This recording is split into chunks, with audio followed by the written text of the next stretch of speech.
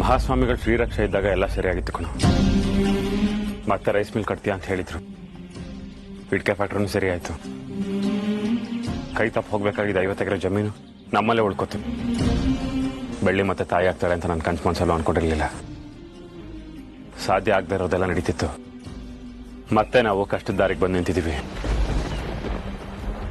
ಮುಂಚೆ ಏನೋ ಆಸ್ತಿ ಪಾಸ್ತಿ ಹೋಗ್ತಿದೆ ಅಂತ ನೋವಲ್ಲಿದ್ವಿ. ಆದ್ರೆ ಈಗ ಆರೋಗ್ಯನೇ ಸರಿ ಇಲ್ಲ ಅಂತ ನೋವಲ್ಲಿದ್ದೀವಿ. ನಮ್ಗೆ ಒಳ್ಳೇದು ನಡೆಯೋದ್ರ ಬಗ್ಗೆ ಸೂಚನೆ ಇತ್ತು. ಅದರ ಮಾಯ ಆತ್ಮದ ಬಗ್ಗೆ ಆಗ್ಲಿ, ಬೆಳ್ಳಿ ಮಗುಗೆ ಅಪಾಯ ಇರೋದಾಗ್ಲಿ ಸೂಚನೆನೇ ಇರಲಿಲ್ಲ. ಕಷ್ಟಗಳು ಅಂದ್ರೇನೆ ಹಾಗಲ್ವ ಮಗ. ನಾವು ಊಹೆನೆ ಮಾಡೋದಕ್ಕಾಗಲ್ಲ. ಪೆಟ್ಟುಗಳು ಕೊಡೋದಕ್ಕೆ ಶುರು ಆದ್ಮೇಲೆ ಯಾವ ದೇವರು ಸಹಾಯಕ್ಕೆ ಬರೋದಿಲ್ಲ. ಬೆಳ್ಳಿ ಮಾಯಿನ ಸಮಸ್ಯೆನೇ ದೊಡ್ಡದು ಅಂತ ಅನ್ಕೊಂಡ್ಬಿಟ್ಟಿದ್ದಾಳೆ. ಹೇಗೋ ಎಲ್ಲ ವಿಷಯ ಬೇಗ ಪರಿಹಾರ ಆದ್ರೆ ಸಾಕು.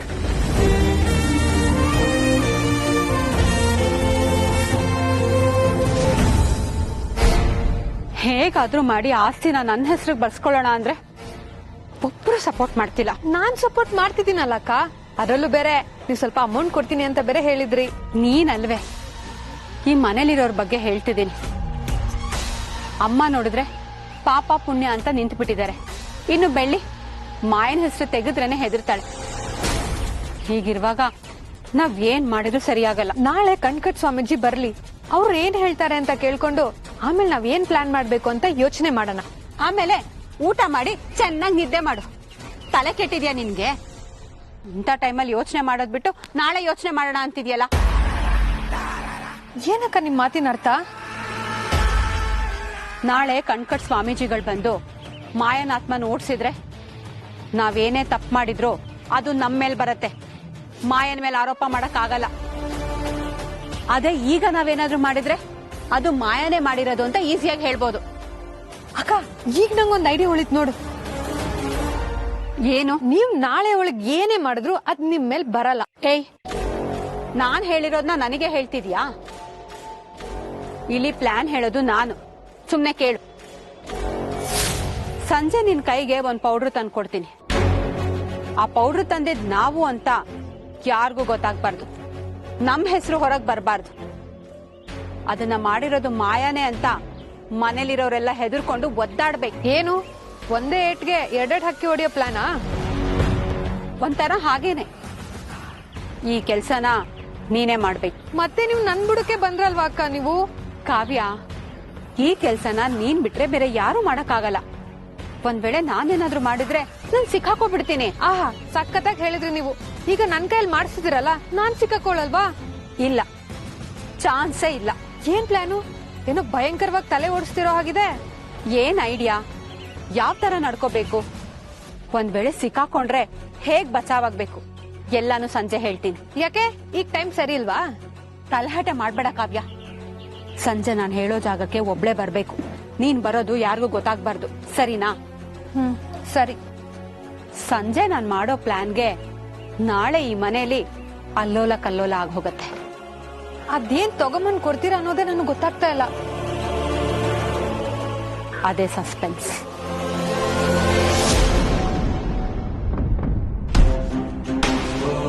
ನೀನ್ ಬೆಳ್ಳಿ ಹತ್ರ ಯಾವುದೇ ವಿಚಾರ ಮಾತಾಡ್ಬೇಡ. ಅವಳನ್ನೇನು ಕೇಳಲೂ ಬೇಡ. ಎಷ್ಟು ದಿನ ಅಂತ ಸುಮ್ಮನೆ ಇರೋದು ಚಿಕ್ಕಮ್ಮ? ಬೆಳ್ಳಿಗೆ ಮಗು ಆಗ್ತಿದೆ ಅಂತ ಗೊತ್ತಾಗಿದ್ದರಿಂದ ಅವಳಲ್ಲಿ ಭಯ ಶುರುವಾಗಿದೆ. ಸ್ವಾಮೀಜಿ ಸರಿ ಮಾಡ್ತಾರೆ, ಅವ್ರು ಸರಿ ಮಾಡ್ತಾರೆ, ಇವ್ರು ಸರಿ ಮಾಡ್ತಾರೆ ಅಂತ ನಾವು ಸುಮ್ಮನೆ ಇದ್ದೀವಿ. ಹೀಗೆ ಇದ್ರೆ ಆಗಲ್ಲ ಚಿಕ್ಕಮ್ಮ. ನಾವೇನಾದ್ರೂ ಮಾಡಬೇಕು. ಈಗಾಗಲೇ ಒಂದು ಮಗುನ ಕಳ್ಕೊಂಡಿದ್ದೀವಿ. ಹೀಗೆ ನೆಗ್ಲೆಕ್ಟ್ ಮಾಡಿದ್ರೆ ಈ ಮಗನ ಕಳ್ಕೊತೀವಿ ಅಷ್ಟೇ. ನಿನ್ನ ಆತಂಕ ನನಗೆ ಅರ್ಥ ಆಗುತ್ತೆ ಮುತ್ತು. ಆಗಲ್ಲ ಚಿಕ್ಕಮ್ಮ. ಇದೇ ತರ ಮುಂದುವರೆದ್ರೆ ಮಗು ಮಾತ್ರ ಅಲ್ಲ, ಬೆಳ್ಳಿನೂ ಕಳ್ಕೊಬೇಕಾಗುತ್ತೆ. ಒಂದು ಮರಕ್ಕೆ ಒಂದು ಕೊಡ್ಲಿ ಇಟ್ಟು ಬಿದ್ದು ಮಾತ್ರಕ್ಕೆ ಅದು ಮುರಿದು ಬೀಳೋಲ್ಲ. ಹಾಗಂತ 10 ಇಟ್ಟು ಬೀಳೋರ್ಗೂ ಕಾದ್ರೆ ಬೆಳ್ಳಿ ನಮ್ಮ ಕೈಗೆ ಸಿಗಲ್ಲ ಚಿಕ್ಕಮ್ಮ. ಎಷ್ಟೇ ದೊಡ್ಡ ಪ್ರವಾಹ ಬಂದ್ರೂ ಕೆಲವೊಂದು ಮರಗಳು ಅಲುಗಾಡದೆ ನಿಂತಿರುತ್ತೆ. ಯಾಕೆ ಹೇಳು? ಅದ್ರ ಬೇರು ಅಷ್ಟು ಗಟ್ಟಿಯಾಗಿರುತ್ತೆ. ಅಂತ ಶಿವನಿಗೆ ವಿಷ ಕುಡಿಯುವಂತ ಪರಿಸ್ಥಿತಿ ಬಂತು. ಇನ್ನು ನಮಗೆ ಇದೆಲ್ಲ ದೊಡ್ಡದೇ ಅಲ್ಲ ಮುತ್ತು. ನಮ್ ಬೆಳ್ಳಿ ಎಲ್ಲರ ಹಾಗೆ ಅಂತ ತಿಳ್ಕೊಂಡಿದ್ಯಾ? ಅವಳಲ್ಲಿ ಯಾವುದೋ ಒಂದ್ ಶಕ್ತಿ ಇದೆ. ಆ ಶಕ್ತಿ ಒಂದಲ್ಲ ಒಂದಿನ ಅವಳನ್ನ ಕಾಪಾಡುತ್ತೆ. ಅಲ್ಲಿ ತನಕ ನಾವು ಕಾಯ್ಬೇಕು ಅಷ್ಟೇ. ಕಷ್ಟ ಆಗ್ತಿದೆ ಚಿಕ್ಕಮ್ಮ. ನನಗೆ ಇದನ್ನೆಲ್ಲ ನೋಡೋದಕ್ಕೆ ಆಗ್ತಿಲ್ಲ. ಚಿತ್ರ ಮಗು ಹಾಗೆ ಹುಟ್ಟು ಬರ್ತಿದ್ದಾಳೆ. ಅವಳಿಗಿದು ಮರುಜನ್ಮ, ಅದು ನಮ್ಮ ಪುಣ್ಯ. ಆದರೆ ಇದನ್ನ ನಾವು ಸರಿಯಾಗಿ ನಿಭಾಯಿಸ್ತಿಲ್ಲ ಚಿಕ್ಕಮ್ಮ. ಮುಂದೆ ದಾರಿ ಯಾವುದು? ನಾವು ಯಾವ ದಾರಿಯಲ್ಲಿ ಹೋಗ್ತಿದ್ದೀವಿ, ಮುಂದೆ ಎಲ್ಲಿ ಹೋಗಿ ತಲುಪ್ತೀವಿ ಒಂದು ಗೊತ್ತಾಗ್ತಿಲ್ಲ. ಮನ್ಸಿಗೆ ತುಂಬಾ ಭಾರ ಆಗ್ತಿದೆ ಚಿಕ್ಕಮ್ಮ. ನಾಳೆ ಒಂದಿನ ಕಾದ್ ನೋಡೋಣ. ಏನು ಬದಲಾವಣೆ ಆಗ್ಲಿಲ್ಲ ಅಂದ್ರೆ ನಿನಗೆ ಹೇಗ್ ತೋಚುತ್ತೋ ಹಾಗೆ ಮಾಡು. ದಾರಿ ಯಾವ್ದಾದ್ರೂ ಪರವಾಗಿಲ್ಲ, ಒಟ್ನಲ್ಲಿ ನಾವು ಗುರಿ ತಲುಪಬೇಕು ಅಷ್ಟೇ.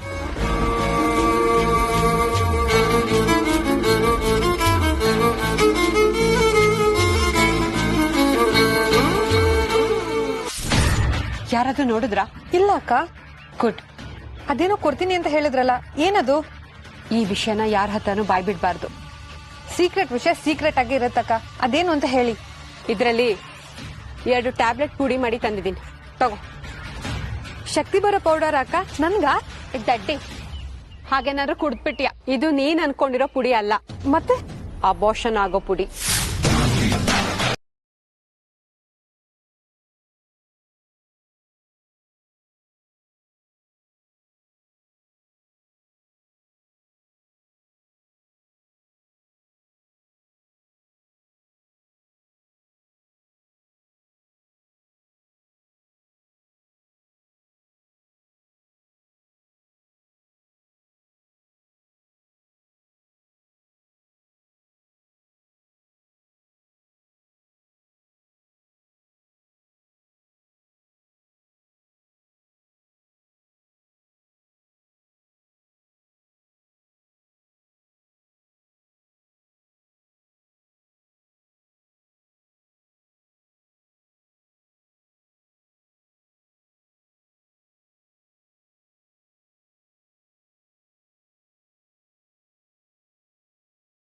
ಏನ್ ಒಬ್ರೇ ನಿಂತಿದ್ದೀರಾ? ತಗೊಳ್ಳಿ, ನಿಮ್ಗೋಸ್ಕರ ಬಿಸಿ ಬಿಸಿ ಹಾಲು ತಂದಿದ್ದೀನಿ. ಅದು ಪೌಡರ್ ಮಿಕ್ಸ್ ಮಾಡ್ಕೊಂಡು. ಪೌಡ್ರಾ? ಏನ್ ಪೌಡ್ರು? ಅದು ನಾನು ಹೇಳು. ಅದೇನು ಒಳ್ಳೆ ನಾನೇನೋ ಬೇರೆ ಪೌಡರ್ ಮಿಕ್ಸ್ ಮಾಡೋ ತರ ಕೇಳ್ತಿದ್ದೀರಲ್ಲ. ನಿಮ್ಗೆ ಎನರ್ಜಿ ಬರ್ಲಿ ಅಂತ ಬಾದಾಮ್ ಪೌಡರ್ ಹಾಕಿ ತಗೊಂಡ್ಬಂದಿದ್ದೀನಿ, ತಗೊಳ್ಳಿ.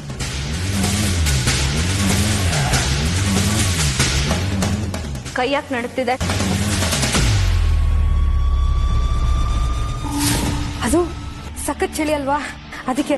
ನಿಮಗ್ ಚಳಿ ಆಗ್ತಿಲ್ವಾ? ನೋಡಿ, ಮನೇಲಿ ಬೇರೆ ಕೆಲಸ ಇದೆ, ಬೇಗ ಬೇಗ ಕುಡಿದ್ಬಿಡಿ, ತಗೊಳ್ಳಿ. ಇದ್ರಲ್ಲಿ ಬೇರೆ ಏನೋ ಮಿಕ್ಸ್ ಮಾಡಿದ್ಯಾ? ಅದನ್ನ ನನಗೆ ಕೊಡಕ್ ಬಂದಿದ್ಯಾ ತಾನೆ? ಬಾದಾಮ್ ಪೌಡರ್ ಅಂತ ಹೇಳಿದ್ನಲ್ಲ. ಬಾದಾಮಿ ಪೌಡರ್ ಅಲ್ಲ, ಇದ್ರಲ್ಲಿ ಬೇರೆ ಏನೋ ಮಿಕ್ಸ್ ಮಾಡಿದ್ಯಾ? ಅಯ್ಯೋ ಇಲ್ಲ ಬೆಳಿ, ಯಾಕೆ ತರ ಕೆಟ್ಟದಾಗ ಯೋಚನೆ ಮಾಡ್ತಿದ್ದೀರಾ? ನನ್ ಮಗುನ ಕೊಲ್ಲೋದಕ್ ಬಂದಿರೋದ್ ನೀನು. ಇವಳು ಹೇಗೆ ಗೊತ್ತಾಯ್ತು ನಾನ್ ಮಿಕ್ಸ್ ಮಾಡೋದ್ನ? ಇವಳು ಏನಾದ್ರು ನೋಡ್ಬಿಟ್ಲಾ ಹೇಗೆ? ನಿಜ ಹೇಳು, ಇದ್ರಲ್ಲಿ ನನ್ ಮಗು ಸಾಯೋ ತರ ಏನೋ ಪುಡಿ ಮಿಕ್ಸ್ ಮಾಡಿದ್ಯಾ? ಇಲ್ಲ ಬೆಳಿ ಅವ್ರೆ, ಅದೇನಂತ ಮಾತಾಡ್ತಿದ್ದೀರಾ? ನಾನ್ ಯಾಕೆ ಮಗುನ್ ಕೊಲ್ಲಿ? ಹೌದಾ, ಸರಿ ಆಯ್ತು, ಕೊಡು.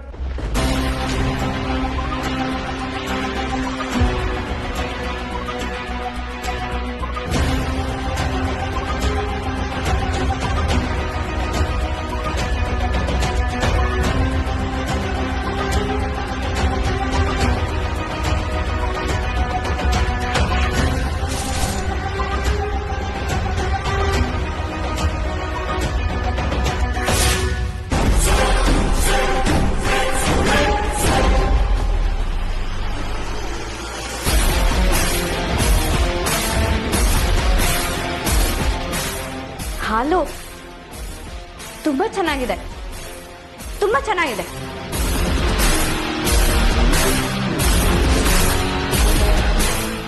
ಈಗ ನೀನ್ ನಿಜ ಹೇಳ್ತೀಯೋ ಇಲ್ವೋ? ಅದ್ರಲ್ಲಿ ಏನ್ ಪುಡಿ ಮಿಕ್ಸ್ ಮಾಡಿದ್ಯಾ? ನಾವ್ ಬಾದಾಮ್ ಮಿಕ್ಸ್ ಮಾಡ್ರೆ ಹಾಲೇ ಕೊಟ್ಟಿರೋದು.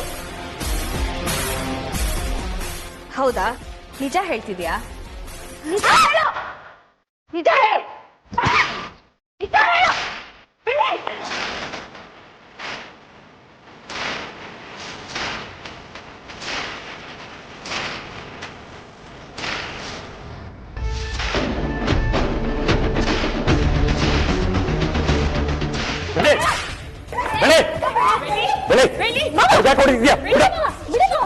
ಇವಾಗ ನೀನ್ ನಿಜ ಹೇಳಿಲ್ಲ ಅಂದ್ರೆ ಜೀವನ ಬಿಡಲ್ಲ. ಮುತ್ತು ಏನಿದೆಲ್ಲ ಯಾಕೆ ಆಗ್ತಿದ್ದಾಳೆ? ಗೊತ್ತಿಲ್ಲ ಚಿಕ್ಕಮ್ಮ, ಏನು ಅಂತಾನು ಹೇಳ್ತಿಲ್ಲ. ಮತ್ತೆ ಮವ ಇವಳು ನನ್ ಮಗುನ ಸಾಯಿಸ್ಬೇಕು ಅಂತಾನೆ ಹಾಲಿಗೆ ಅದಾದ ಪುಡಿ ಹಾಕೊಂಡ್ ಬಂದಿದ್ಲು. ಆದ್ರೆ ಎಷ್ಟ್ ಕೇಳಿದ್ರು ನಿಜ ಹೇಳ್ತಿರ್ಲಿಲ್ಲ. ಅದಕ್ಕೆ ನಿಜನ ಬಾಯ್ ಬಿಡ್ಸೋಕೆ ಅಂತ ಈ ಚಾವಡಿ ಹೊಡೆದಿದ್ದು.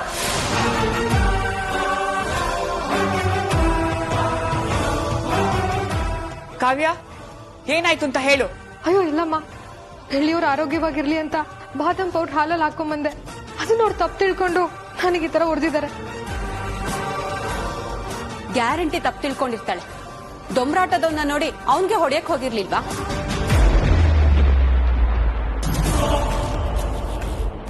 ಈಗ ನಿನಗ್ ಹೊಡೆದಿದ್ದಾಳೆ. ಇವಳ ಮನಸ್ಥಿತಿ ಸರಿ ಹೋಗಿಲ್ಲ ಅಂದ್ರೆ ನಾಳೆ ನಮಗೂ ಹೊಡಿತಾಳೆ. ಇಲ್ಲ ಅಕ್ಕ, ಇಲ್ಲ ಮಾವ, ಇಲ್ಲ. ಮಾಯಕನೆ ಇವಳ ಕೈಲಿ ಹಾಲಿಗೆ ವಾಷೆಡ್ ಪೌಡರ್ ಹಾಕ್ಸಿರೋದು, ನನ್ ಮಗುನ ಕೊಲ್ಲಕ್ ನೋಡಿರೋದು.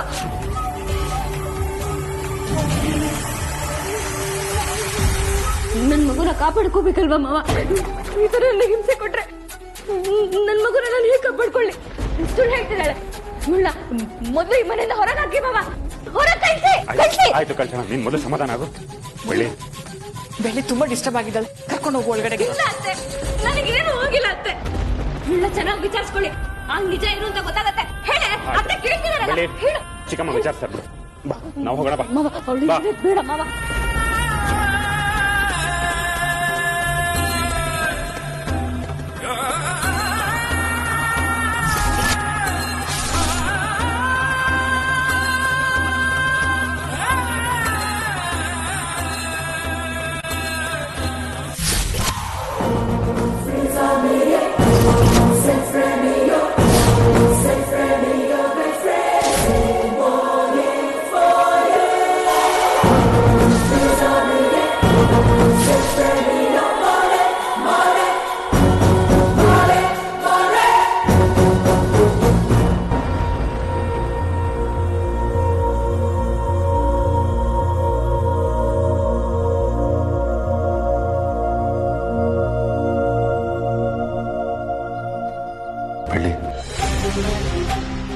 ಏನಿದೆಲ್ಲ?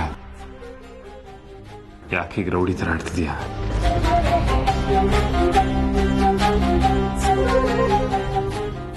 ನಾನು ರೌಡಿನ? ಮತ್ತಿಲ್ವಾ? ಕನ್ನಡಲ್ಲಿ ನಿನ್ ಮುಖ ನೋಡ್ಕೋ, ಆಗ ನಿಂಗೆ ಗೊತ್ತಾಗತ್ತೆ.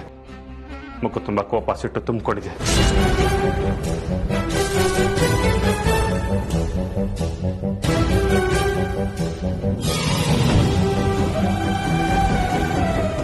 ಯಾರದು? ಯಾರು ಅಂತ ಕೇಳ್ತಿದ್ರಲ್ಲ, ಅವರೇ.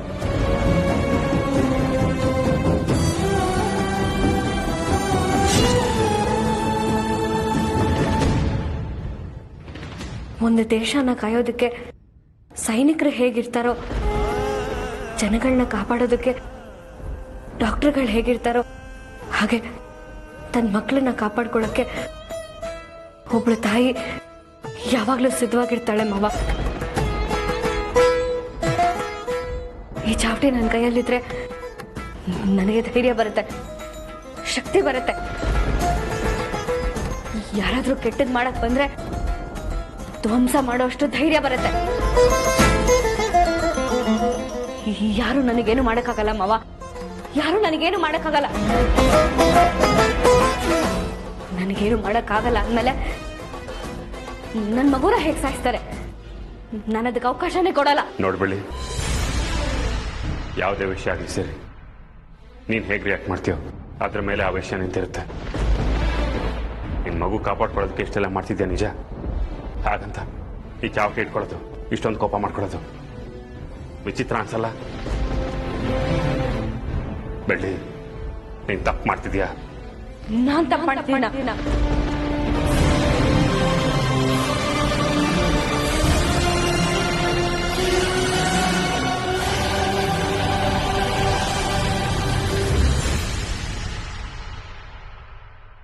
ಬೆಳ್ಳಿ, ಯಾರೇನೇ ತಪ್ಪು ಮಾಡಿದ್ರು ಅದಕ್ಕೆ ಶಿಕ್ಷೆ ಕೊಡೋದಕ್ಕೆ ಈ ಚಾವಟಿ ಹೇಳ್ ಮಾಡ್ಸಾಗಿದೆ ನೋಡು.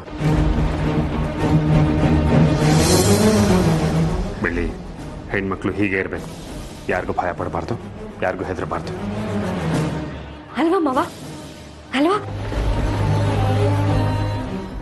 ನೀವ್ ನನ್ನ ಜೊತೆಲಿದ್ರೆ ನಮಗೆ ಯಾರು ಏನು ಮಾಡಕ್ಕಾಗಲ್ಲ ಮಾವ.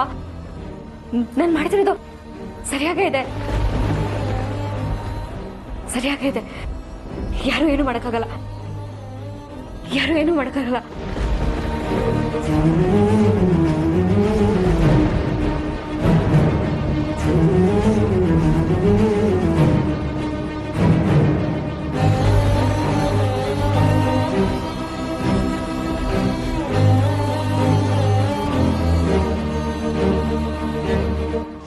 ಸುಮ್ಮನಿರೆ.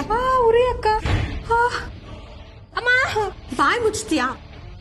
ಏಟಾಗಿರೋ ನನ್ಗೆ, ನಿಮ್ಗೇನಲ್ಲ. ನೀವ್ ಅಲ್ಲಿರ್ಬೇಕಿತ್ತು. ಏನಾಗ್ತಿತ್ತು? ನಿಮ್ಗೂ ಒಂದ್ ಫ್ರೀಯಾಗಿ ಸಿಕ್ತಿತ್ತು. ನಾನೇನೋ ಯೋಚನೆ ಮಾಡ್ತಿದ್ರೆ ಚೂಳೊಬ್ಳು. ಅದಿರ್ಲಿ, ಬೆಳ್ಳಿಗೆ ನೀನ್ ಹಾಲಲ್ಲಿ ಅಬಾರ್ಷನ್ ಮಾತ್ರ ಹಾಕ್ದೆ ಅನ್ನೋದು ಹೇಗ್ ಗೊತ್ತಾಯ್ತು? ಅದೇ ನನ್ಗೂ ಗೊತ್ತಾಗ್ತಿಲ್ಲ ಅಕ್ಕ. ಅದ್ ಹೇಗ್ ಸರಿಯಾದ ಟೈಮ್ಗೆ ಬಂದ್ಲು, ಅದೇ ನಾನ್ ಮಿಕ್ಸ್ ಮಾಡ್ತಿರೋದ್ನ ನೋಡಿದ್ಲು. ಅದು ಅಪೋಷನ್ ಟ್ಯಾಬ್ಲೆಟ್ ಅಂತ ಅವಳಿಗೆ ಹೇಗ್ ಗೊತ್ತಾಯ್ತು ಅಂತ ನನಗ್ ಗೊತ್ತಾಗ್ತಿಲ್ಲ. ಎಲ್ಲ ಕನ್ಫ್ಯೂಸ್ ಆಗ್ತಿದೆ ಅಲ್ಲ ಅಕ್ಕ. ಬೆಳ್ಳಿ ಹತ್ರ ಏನೋ ಶಕ್ತಿ ಇರ್ಬೇಕಕ್ಕ. ಅದಕ್ಕೆ ನಾವ್ ಏನಾದ್ರು ಕೆಟ್ಟದ್ ಮಾಡಕ್ಕಿಂತ ಮುಂಚೆ ಅವಳು ಗೊತ್ತಾಗ್ತಾ ಇದೆ. ಒಟ್ನಲ್ಲಿ ಇಬ್ರು ಎಸ್ಕೇಪ್ ಆಗಿದೀವಿ. ಇದನ್ನ ಇಲ್ಲಿಗೆ ಬಿಟ್ಬಿಡ್ತೀರಾ ಅಕ್ಕ? ಅಷ್ಟು ಸುಲಭವಾಗಿ ನಾನು ಯಾವತ್ತೂ ಯಾವುದನ್ನು ಬಿಟ್ಕೊಡಲ್ಲ. ಇನ್ ಸ್ವಲ್ಪ ದಿನದಲ್ಲಿ ಎಲ್ಲ ಹೇಗ್ ಬದಲಾಗತ್ತೆ ನೋಡ್ತೀರ.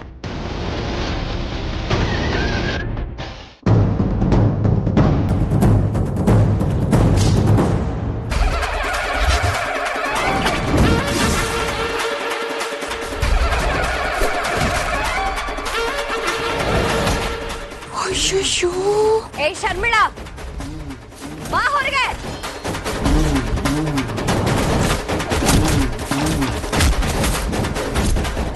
ಶರ್ಮಿಳಕ್ಕ, ಶರ್ಮಿಳಕ್ಕ,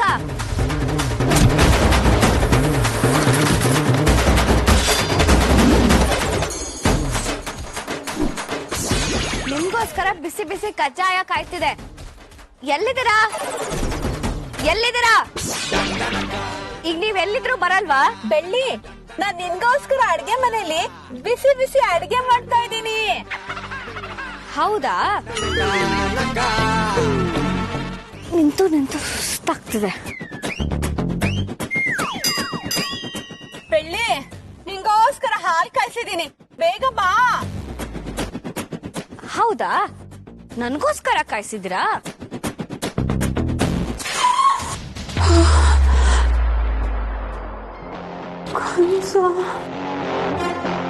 ಈ ಹಾಳಾದ ಬೆಳ್ಳಿ ಚಚ್ ಮಿಸ್ ಹಾಕ್ಬಿಟ್ಲಲ್ಲ.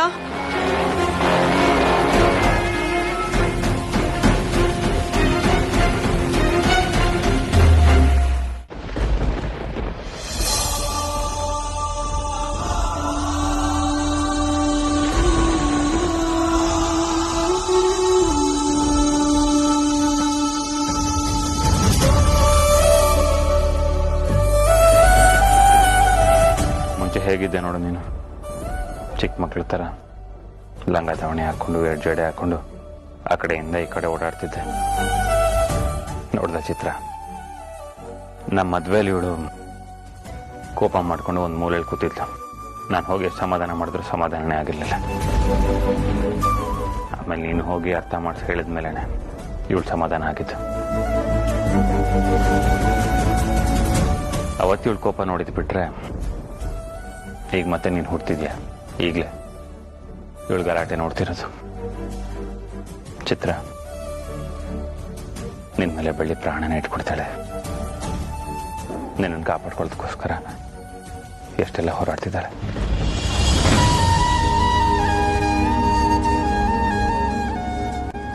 ನಿನ್ನ ಮೇಲೆ ಎಷ್ಟೊಂದು ಪ್ರೀತಿ ಇಟ್ಕೊಂಡಿರೋದು ನೋಡಿದ್ರೆ ಒಂದು ಕಡೆ ಖುಷಿ ಆಗುತ್ತೆ,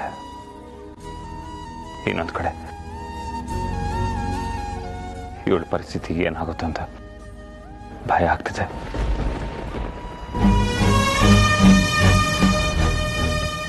ಈ ಚಾವಟಿ ಇಟ್ಕೊಂಡ್ರೆ ಎಲ್ಲ ಸರಿ ಹೋಗುತ್ತೆ ಅಂತ ಅನ್ಕೊಂಡಿದ್ದಾಳೆ.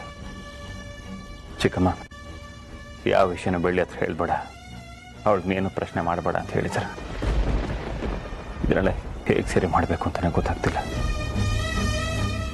ಈಗಲೇ ಹೀಗೆ ಇನ್ನು 9 ತಿಂಗಳು ಗರ್ಭಿಣಿ ಆದಾಗ ಹೇಗೆ ಸಮಾಧಾನ ಮಾಡಲಿ, ಹೇಗೆ ಧೈರ್ಯ ಹೇಳಲಿ? ಒಂದೊಂದೇ ಯೋಚನೆ ಮಾಡಿದ್ರೆ ತಲೆ ಕೆಟ್ಟಾಗುತ್ತೆ. ಇದನ್ನೆಲ್ಲ ಸರಿ ಮಾಡೋದಕ್ಕೆ ನೀನೇ ಬರಬೇಕು ಚಿತ್ರ, ನೀನೇ ಬರಬೇಕು. ನಿನಗೋಸ್ಕರ ನಾವೆಲ್ಲರೂ ಕಾಯ್ತಾ ಇದ್ದೀವಿ.